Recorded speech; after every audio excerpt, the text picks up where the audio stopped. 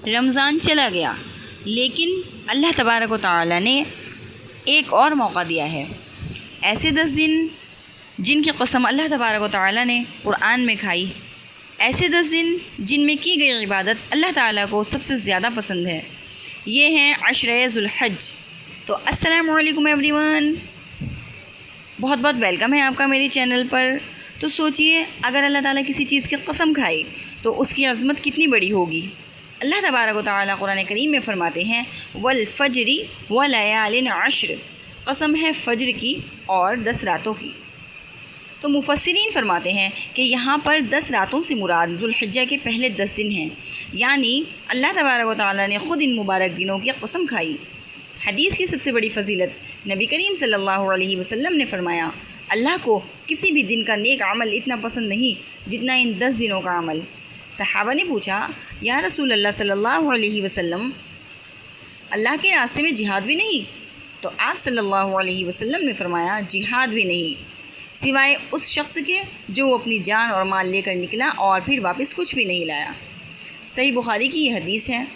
तो सोचिए, जिन दिनों का अमल जिहाद से भी ज़्यादा अफजल बताया जा रहा हो, तो उन दिनों की कीमत क्या होगी, उन दिनों की फजीलत क्या होगी। इन दिनों में क्या करना चाहिए?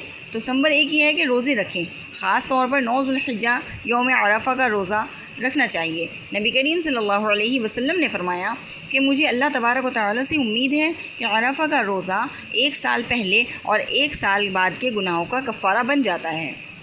सही मुस्लिम की यह हदीस है। तो सिर्फ़ एक रोज़ा और 2 साल के गुनाह माफ़। नंबर 2, तकबीरात और ज़िक्र। इन दिनों में ज़्यादा से ज़्यादा अल्लाह का ज़िक्र करें। सुबहान अल्लाह, अल्हम्दुलिल्लाह, ला इलाहा इल्लल्लाह और अल्लाहु अकबर का विर्द ज़्यादा से ज़्यादा करना चाहिए। और ये तकबीर पढ़ें, अल्लाहु अकबर, ला इलाहा इल्लल्लाह, वल्लाहु अकबर वलिल्लाहिल हम्द। कुरान करीम की तिलावत। नंबर 3, कुरान करीम की तिलावत करनी चाहिए। हर रोज़ कुरान पाक की तिलावत करें, सिर्फ पढ़ना नहीं, समझना भी शुरू करें, क्योंकि कुरान दिलों को ज़िंदा करता है। नंबर 4, तौबा और इस्तिग़फ़ार। हो सकता है अल्लाह ताला इन्हीं दिनों में हमारी तौबा कबूल कर ले, तो दिल से अस्तग़फ़िरुल्लाह पढ़ें, रोते हुए अल्लाह से माफ़ी मांगें, क्योंकि अल्लाह तबारक व तआला अपने बंदे की माफ़ी का इंतज़ार करता है। नंबर 5, सदका और मदद। किसी भूखे को खाना खिला दें, किसी की मदद कर दें, ठीक है, जो भी ज़रूरतमंद हो उसकी मदद कर दें।